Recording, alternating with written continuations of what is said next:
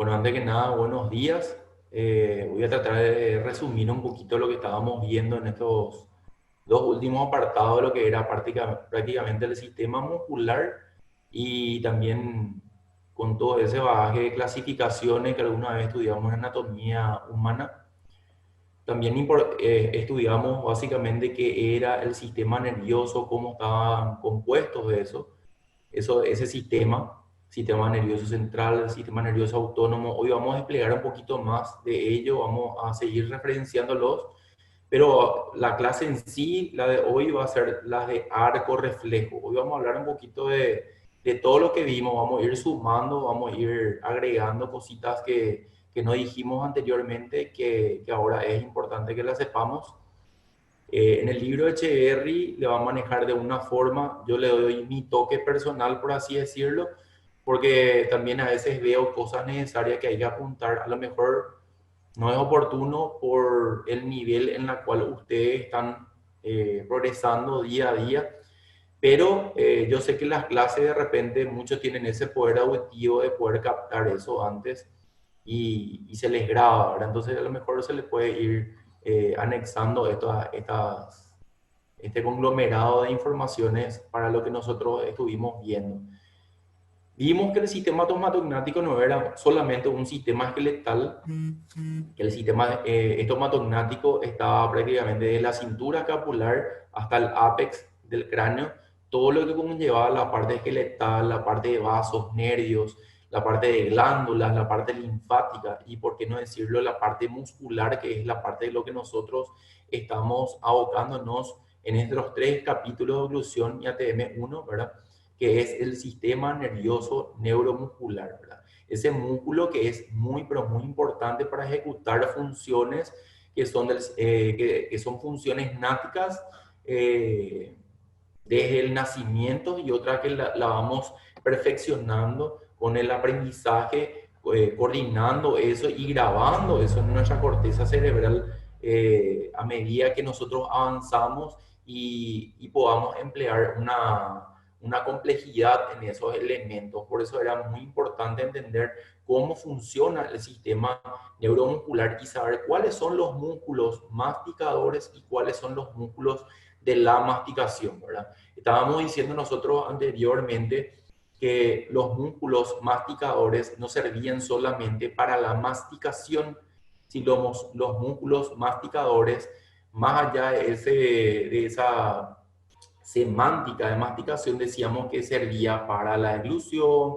para la succión, y tienen que haber elementos, ya sean ascendentes o descendentes, que nos puedan dar un equilibrio, una armonía, como dicen los pacientes, un aspecto saludable, que cuando el paciente quiera hablar, quiera hacer algún tipo de función, le encontremos bastante coordinada. Por eso van a darse cuenta que nosotros nacemos, de que somos bebés, hacemos de repente locomociones o marchas, a lo mejor no tan finas, y lo vamos perfeccionando con el tiempo porque eso se va grabando en la corteza cerebral, ya sea agarrarle la manito a la mamá o el pezón de la madre, o de repente mismo lo que estoy haciendo ahora, que es el tema de la fonación o la fonoarticulación.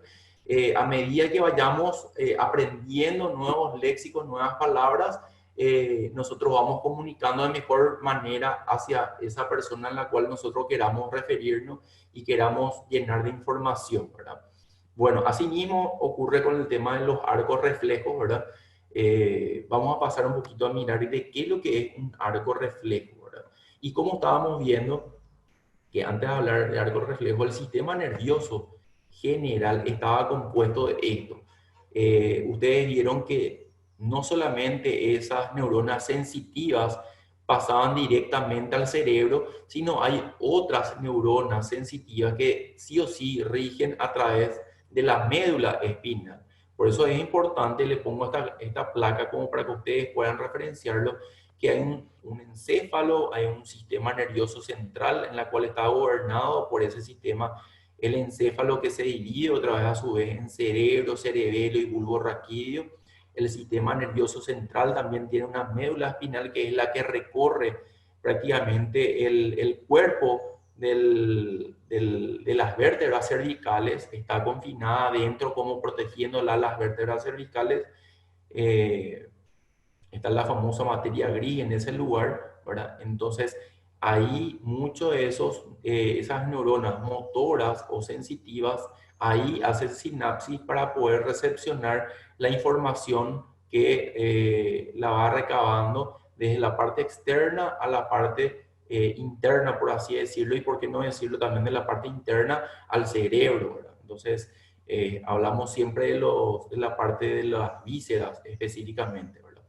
Y sistema nervioso periférico, que viene a ser la parte de lo somático, que es la parte motora y sensitiva. Y dentro de esos dos sistemas nerviosos, central y periférico, le teníamos al sistema nervioso autónomo. El sistema nervioso autónomo se divide a su vez en sistema simpático y parasimpático. Y acá hay que entender que el sistema nervioso simpático, la función de esta es regular las respuestas corporales de la activación, ¿verdad?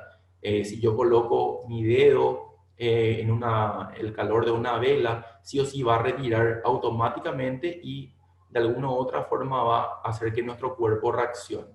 Ahora bien, el sistema nervioso autónomo parasimpático es el responsable de devolver el equilibrio y dar así una conservación de la misma, ¿verdad? Y hay otro sistema que no está acá anotado, pero sí le quiero comentar, que es lo que le estaba diciendo la doctora Palula en el pasillo, que es el sistema nervioso autónomo entérico. Ese sistema nervioso autónomo entérico es un sistema en la cual no mencionado, menos conocido, capaz de repente lo nombran como el segundo cerebro. Por eso van a darse cuenta que mismo nuestra lengua guaraní, todo pasa a nivel de las emociones. ¿Verdad? Cuando tenemos de repente ese reflujo, capaz está hirviendo nuestro estómago.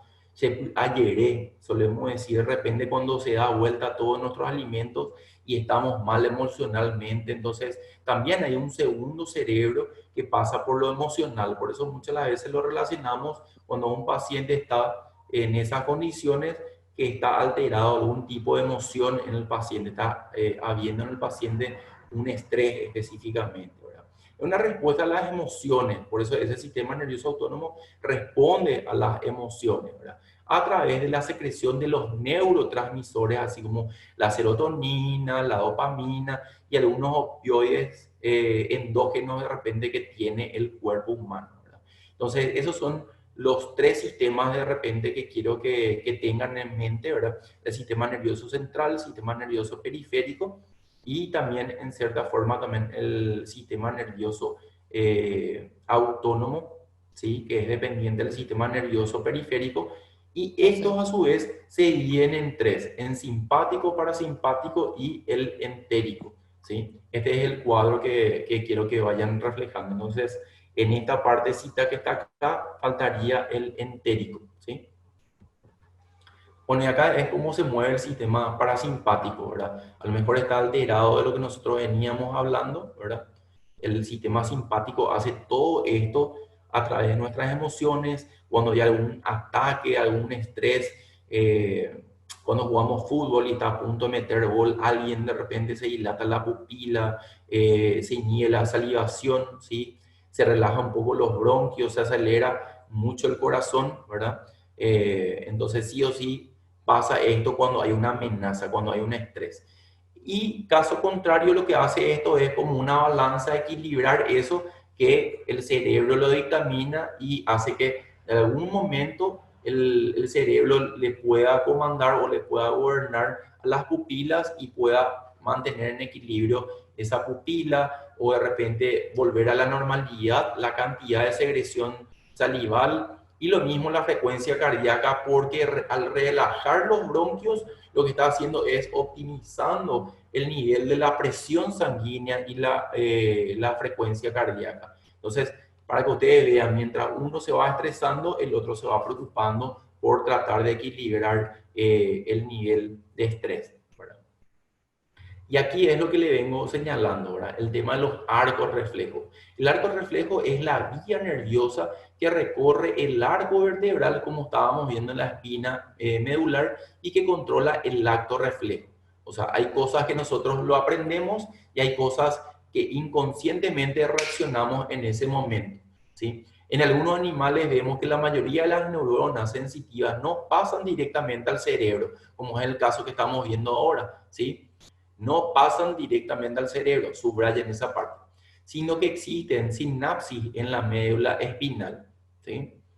Esta característica hace que los actos reflejos activen más a través de los neurotransmisores, así como la serotonina, dopamina, como estábamos viendo, y también algunos opioides endógenos, ¿sí? Dice acá en la lámina, existe otro tipo de mecanismo neuromuscular inconsciente en que la reacción motora se produce sin la intervención de la corteza cerebral. Es lo que le estaba diciendo.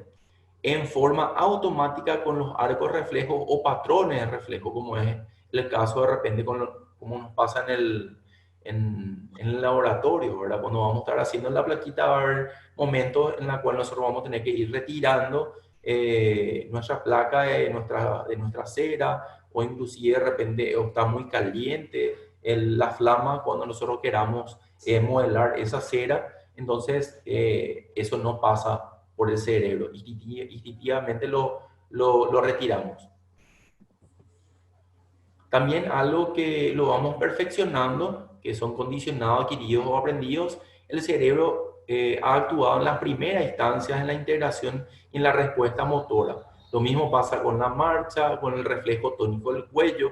Ustedes saben que de repente un chico que está mucho tiempo en brazos hace que no se genera una tonicidad bastante importante en la musculatura intrínseca del cuello, en la parte posterior del cuello. Por eso muchas las veces la mamá le dejan boca abajo al paciente, como para que prácticamente, o al niño, en este caso el hijo, como para que vaya haciendo ese movimiento de ahí ven hacia arriba y vaya tonificando esa musculatura posterior que necesita para mantener el equilibrio. No solamente los músculos ascendentes, sino también los músculos descendentes. Mientras uno sube o baja, el otro trata de equilibrar, como vamos a ir viendo en el videíto que les tengo preparado. El reflejo de prensión también, sí o sí, de alguna forma, los tactoreceptores hacen a su vez el reflejo de comprimir y de relajar. Y ese es un juego que ellos lo van haciendo y lo van perfeccionando.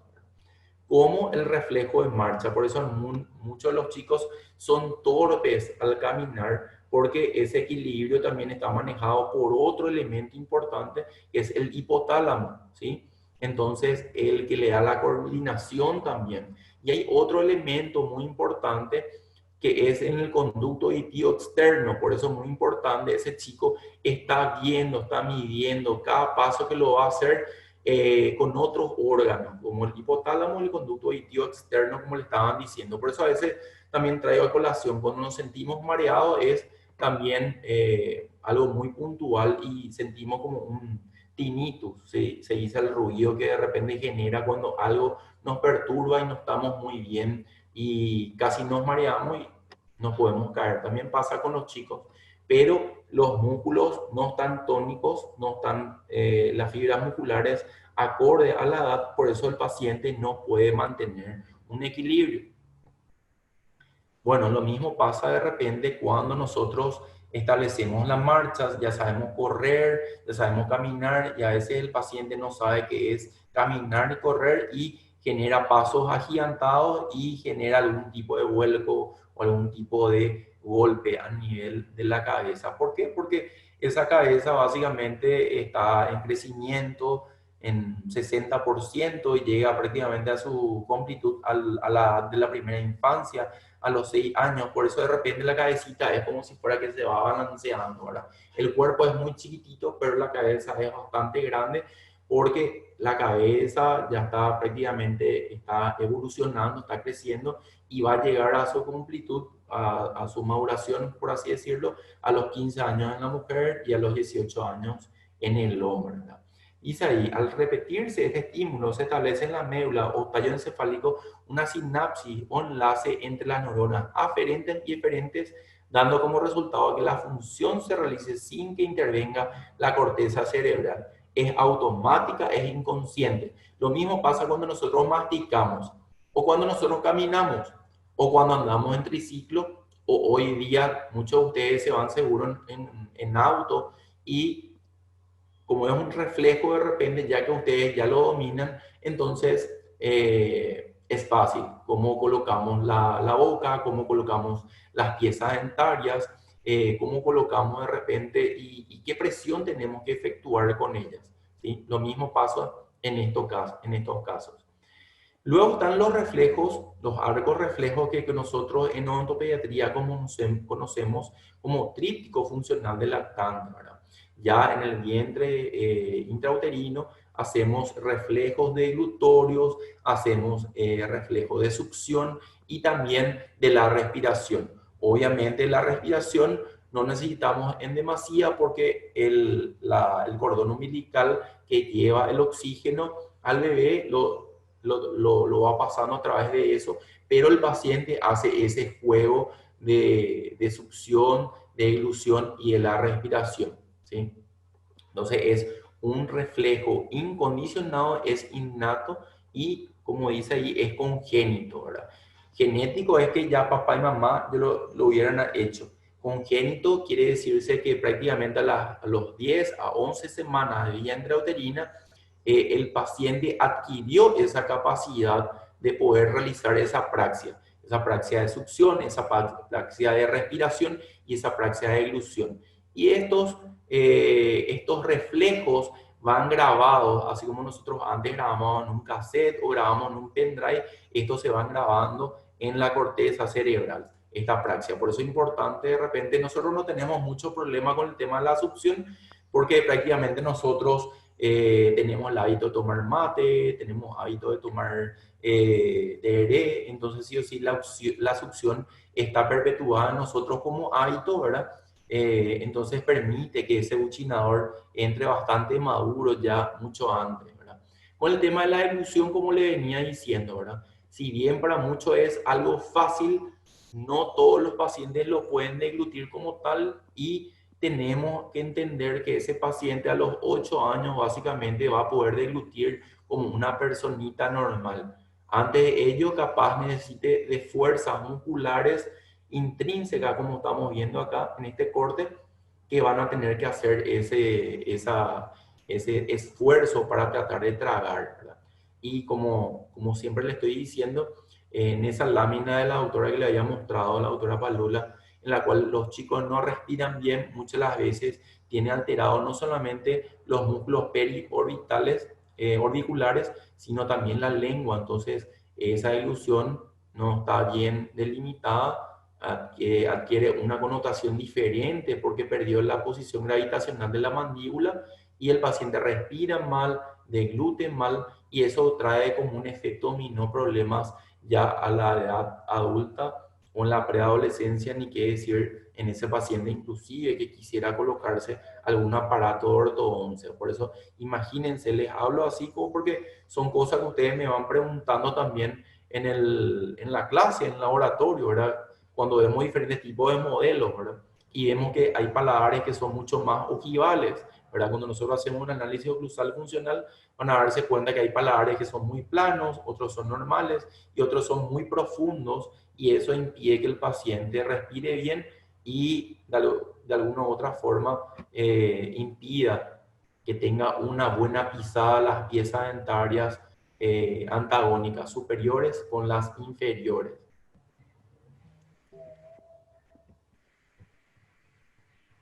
Acá le quiero regalar algo muy importante. Creo que es la mejor imagen que he llegado a ver, ¿verdad? Este es en la ciudad de Potrerillos, ciudad de Mendoza. En marzo tuve la oportunidad de ver, ¿verdad? Bueno, en ese conjunto de reflejos vemos que hay reflejos que son monosinápticos, en la cual necesitan la intervención solamente de una neurona motora sensitiva y otra neurona motora, la que pueda activar. La sensitiva, la que pueda reconocer esa sensibilidad y la motora que pueda reaccionar ante ella. Y luego cuando existen las multisinápticas, ya hay una serie de neuronas que tienen que ir pasando la información de una neurona a otra hasta llegar a la médula o llegar al cerebro específicamente. Por eso los reflejos se dividen en monosinápticos y reflejos multisinápticos, ¿sí? Bueno, vemos que el sistema antagónico muscular funciona de esta forma. Por eso le estaba diciendo, y me voy un poquito a lo pisando tierra, ¿verdad? Yo sé que hay muchas que tienen niños, entonces hablé un poco de la parte de ontopediatría también, pero van a darse cuenta que el paciente que no respira bien pierde la posición gravitacional de la mandíbula. También acá nos está diciendo que esa postura de la mandíbula tiene implicancia en la articulación temporomandibular y esa musculatura descendente y ascendente de alguna u otra forma tiene que estar armónica. Desde la forma como pisa, la forma como camina, esto se llama cintura pélvica, como están viendo ustedes acá. A veces el paciente no apoya mucho más un lado que otro, por eso tiene a veces hay un pie más largo que el otro, pero no porque anatómicamente sea de menor calibre o mayor longitud, sino porque en realidad están habiendo problemillas El o problema. problemas en la zona de los pies, en la cual le impide que esa cintura escapular esté en paralelas. ¿Vieron? La parte del piso, cintura escapular, esta cintura, cintura pélvica, acá en el medio, cintura escapular, está totalmente alterado. ¿Por qué? Porque tenemos una mala postura también del cráneo y eso conlleva consigo a muchos problemas también de mala oclusión, ¿sí? Entonces, una cosa lleva a la otra. ¿Sí? Dice, consiste en la inhibición simultánea de un músculo cuando su antagonista es activado. Ejemplo, elevadores con supra e infraídeos de lateralidad derecha e izquierda. Básicamente, si yo quiero mandar mi mandíbula o enviar mi mandíbula para abajo que produzca una detrusión, se van a tener que contraer los músculos supraioideos y relajar los músculos infraioideos. Lo mismo pasa con el músculo pterioideo externo. Si yo quiero deprimir la mandíbula, voy a tener que permitirle que el haz inferior de ambos lados, derecho e izquierdo, estén contraídos y a su vez el haz superior esté relajado. ¿Se entiende? Entonces, hay músculos que están contraídos y otros que están relajados. Y todo tiene que ver en una implicancia real de cómo es la postura de ese individuo. Porque si el paciente me lleva mucho la cabeza para adelante, va a tener repercusión no solamente en las cervicales, sino ustedes también estudiaron que hay una concrescencia en ese occipital de los pacientes que hoy en día están sumidos a la tableta, a los celulares, entonces pierden esa postura normal, una postura ortopédica, decimos nosotros, ¿verdad? Pero por una cuestión fisiológica, no patológica. Patológica me refiero a un paciente que tiene amígdalas inflamadas, es un paciente que tiene respirador bucal, tiene una mala oclusión o capaz de repente tiene problemas en la forma o en el tamaño de la mandíbula, ¿sí? Entonces eso es un poquito como para referenciarlo. Y acá quisiera que escuchen esto.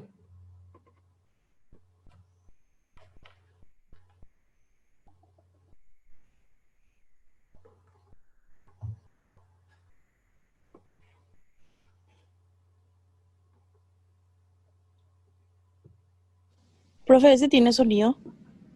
Sí, tiene, ¿no Ahora. escuchan? No. No, no se escucha, profe. Ups. No, no se escucha.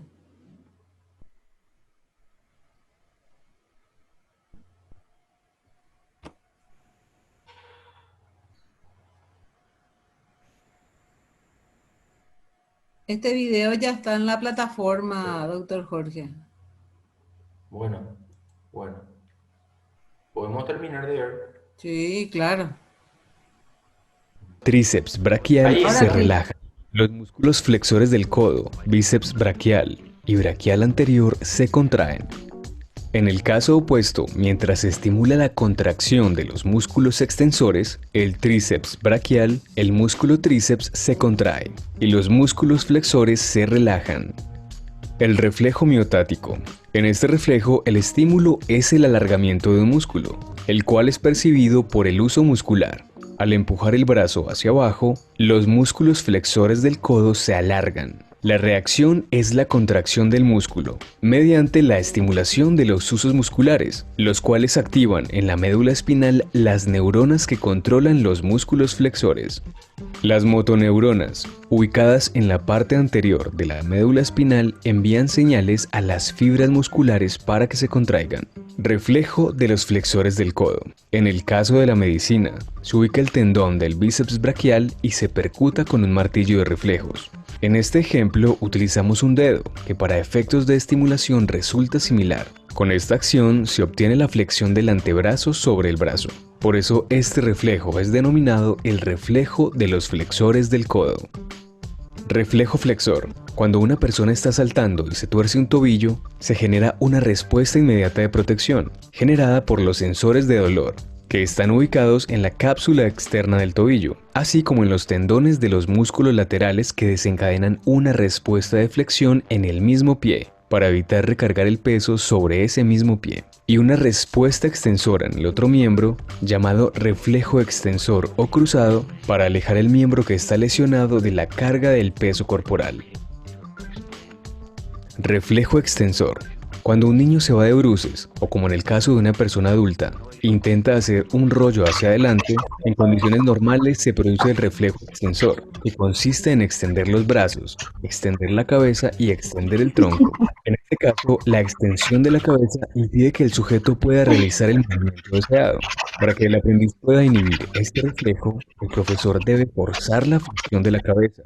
Similar pero en sentido contrario, ocurre cuando una persona pierde el equilibrio hacia atrás o cuando intenta realizar el movimiento contrario al rollito hacia adelante, los brazos se extienden, la cabeza se extiende y el tronco se extiende. El movimiento correcto implica inhibir todos estos movimientos reflejos, flexionar los brazos, flexionar la cabeza y flexionar el tronco. En algunos deportes, como la lucha o el judo, en los cuales al deportista lo desequilibran hacia adelante o hacia atrás, en este caso el proceso de aprendizaje de las caídas debe superar los reflejos de extensión o de flexión para poder realizarlos correctamente. Reflejo de prensión palmar. Este reflejo consiste en que una vez se estimule la palma de la mano, los dedos son manipulados por los músculos flexores respectivos. En los movimientos de agarre, normalmente los dedos se aproximan al dedo gordo. En el deporte, el problema asociado a este reflejo es que los dedos 2, 3, 4 y 5 se oponen al dedo gordo en un movimiento denominado oposición. Como consecuencia, cuando el sujeto recibe el balón, este lo encuentra en una posición tal que lo puede afectar, pues estará flexionado. Para evitar el daño del dedo gordo, este debe colocarse en extensión, es decir, hacia atrás, y abducido, separado de los demás. De esta manera se evita el reflejo palmar, además del daño del grueso artejo en este dedo. Reflejo corneal. La córnea es un lente que se encuentra en la parte anterior del ojo. El reflejo corneal consiste en que una vez que algún objeto o elemento externo se aproxime al ojo, este se cerrará para proteger la córnea. El reflejo palpebral, relacionado con el párpado, es similar al corneal, con la diferencia en que el primero es cuando se toca la córnea y en el segundo es cuando se tocan las pestañas. La consecuencia del reflejo es cerrar los ojos.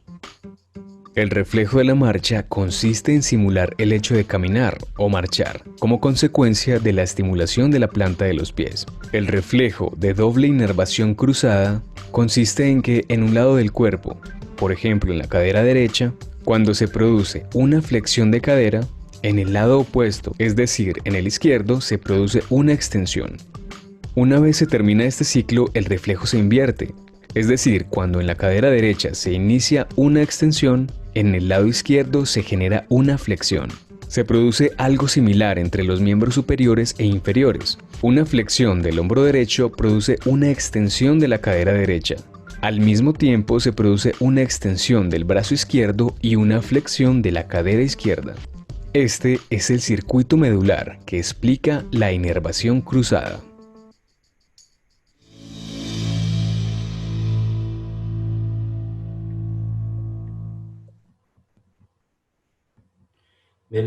De este video quería transmitir lo siguiente.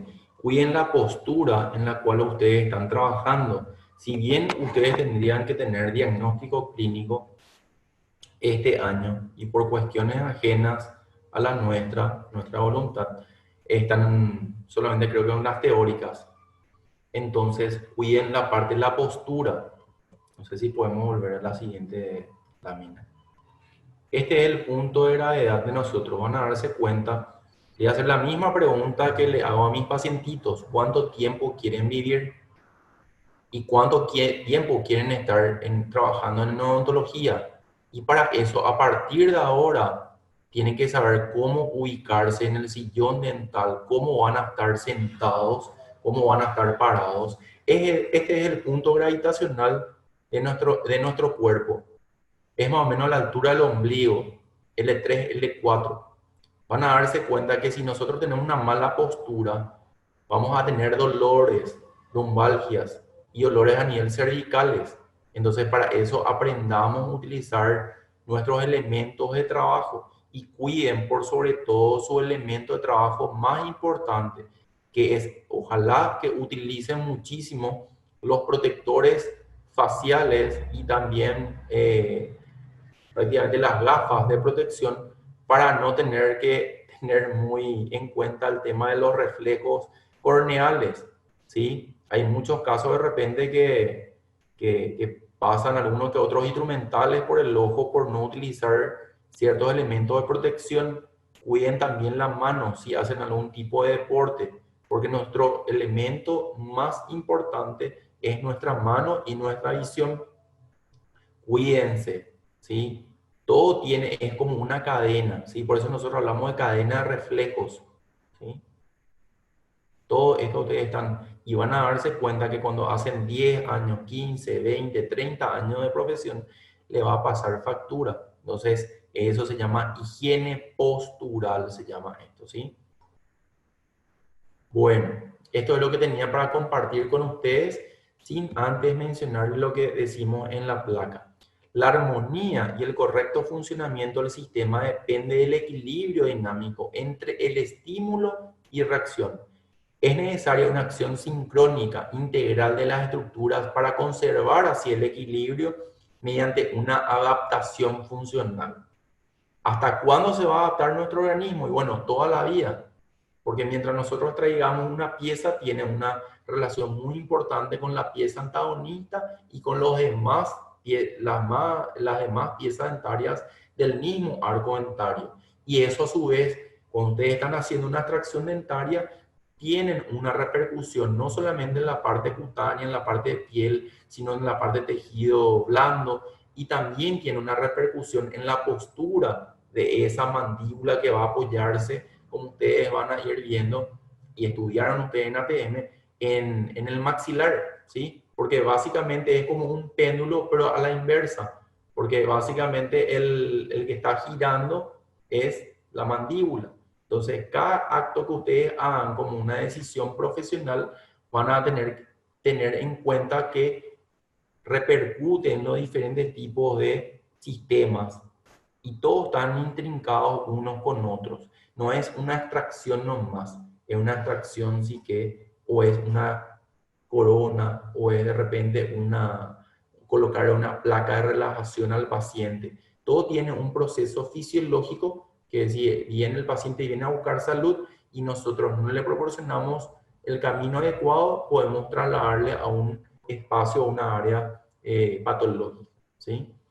Bueno, quiero que abran sus micrófonos, quiero escuchar un poco de parte de ustedes qué tal, cómo vamos, si agarraron el libro, pudieron leer algo.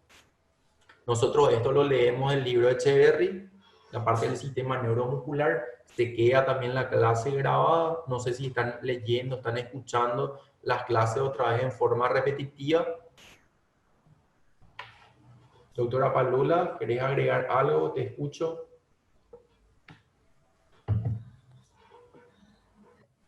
Ahí estoy. A ver. Está viendo. Reflejos. Vamos a pasarle el libro que dijiste Echeverry. Parece que es de la primera edición, Sí. ¿eh? Reflejos que se presentan a nivel masticatorio. Esa parte, Sí. masticatorio. Todos tienen el programa. Y al principio de año, el primer día de clase se les pasó y se quedaron con el original, con el programa original. No sé si hicieron o no hicieron, se lo entregó a Esteban, Mira que creo. me Sí pueden tenemos, responder. profe. Sí ¿Ya tenemos tienen? disponible. Ah, Sí, sí tenemos. Bueno, ¿quién estaba hablando? Montserrat García, Hola, Montserrat. profe. Gracias por responder. Les cuento, eso es como una hoja de ruta, como dice Jorge Bucay. Eso es nuestra hoja de ruta. Sí o sí, de esa no nos salimos.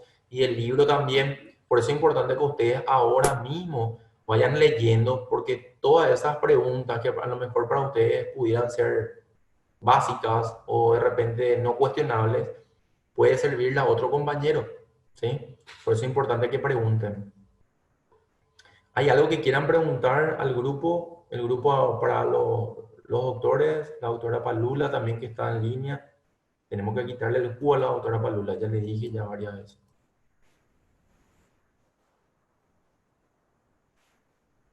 Están todos muy calladitos hoy, ¿qué les pasa? ¿Qué pasó, doctora Palula? Están todos muy calladitos.